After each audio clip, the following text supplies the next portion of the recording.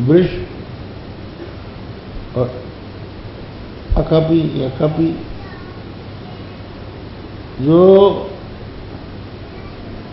धर्म स्वरूप हैं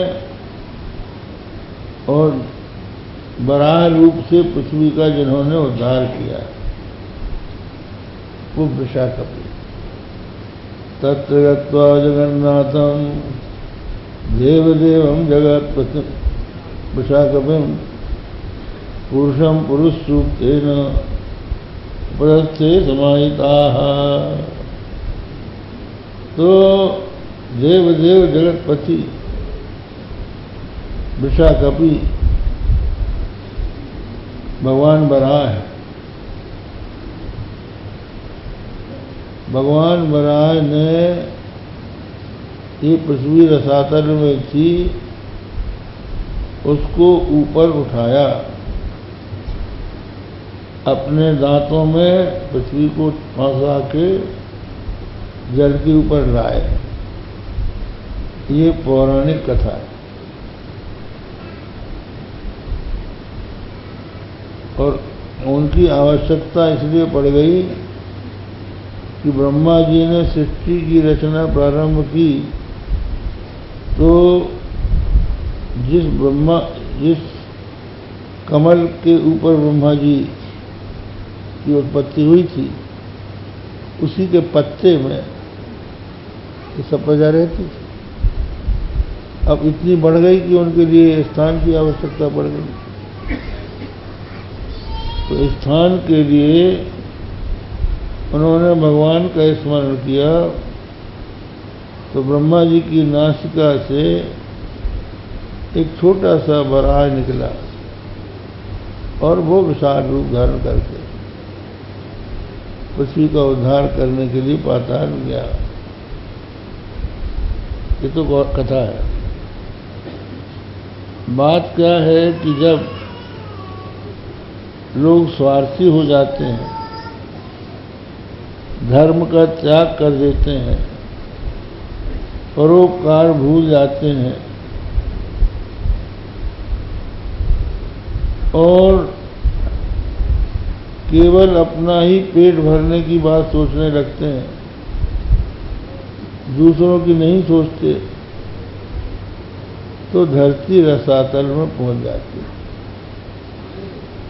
अर्थात रसातल में पहुंचने का अर्थ है नैतिक पतन हो जाना। नैतिक पतन,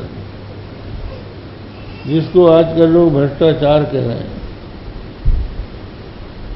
कहाँ भ्रष्टाचार फैल गया है और भ्रष्टाचार को दूर करने के लिए कानून बन रहे हैं, लोकपाल बिल बनने को तैयार है। ये कैसे भ्रष्टाचार मिटाएंगे, लेकिन कहाँ कहाँ मिटाओगे? भ्रष्टाचार तो पैर से लेके सिर तक और सिर से लेके पैर तक छाया हुआ है, कहाँ नहीं है।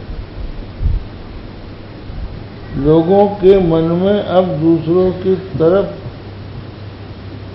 दूसरों का ध्यान है ही नहीं, अपना ही स्वार्थ सोच रहे हैं। हमारा पेट भरे, दूसरों का कुछ भी हो जाए। ये जो भावना है, इस भावना से सृष्टि में भ्रष्टाचार फैल गया। और ये क्यों फैला है? अपने भारत की जो संस्कृति है, उसमें 4 पुरुषार्थ माने गए: अर्थ, धर्म, काम, मोक्ष। तो अर्थ और काम,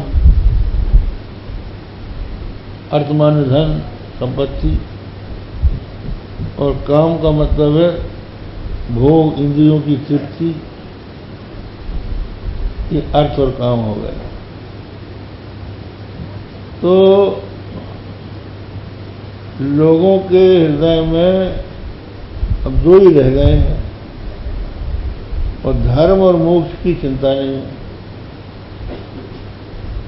ये आजकल लोगों ने सोचना छोड़ दिया है कि इस शरीर को छोड़ के हमको कभी जाना पड़ेगा। ये सोचते हैं जगजीवन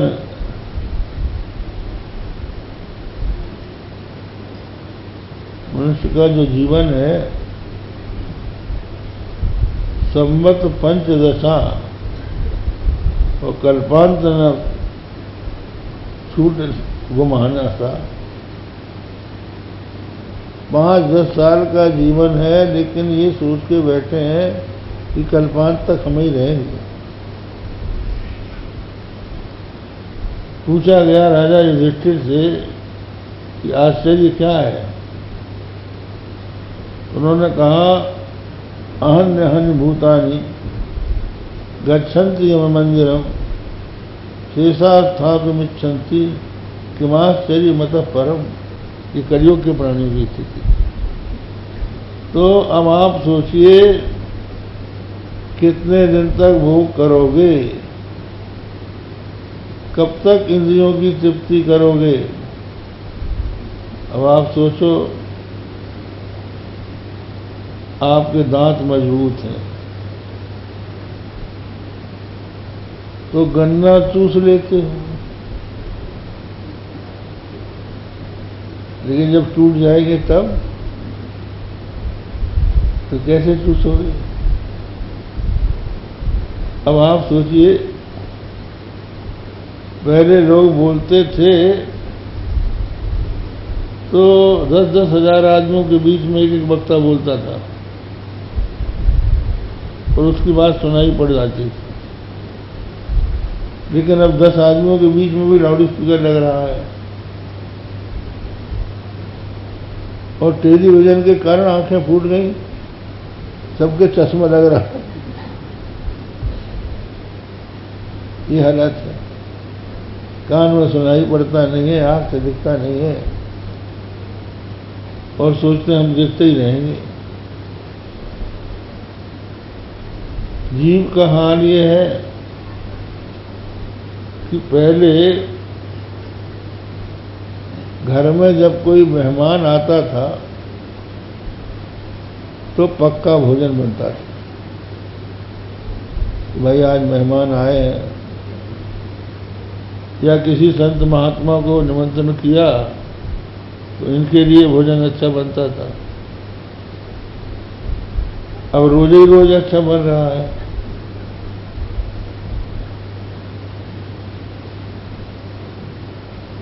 स्वादिष्ट भोजन घर में नहीं बनता तो होटल में जाए खा लेते हैं। चैन नहीं है भोगों की। उचित अनुचित का भी विचार नहीं है कि हम खा क्या रहे हैं, इससे पुण्य होगा कि पाप होगा। आज एक ने हमसे दीक्षा दी, पूछा महाराज जी कुछ छोड़ना पड़ेगा क्या? हमने कहा हाय पहले पूछ लेती तो हम कह देते कि भैया मतलब हमसे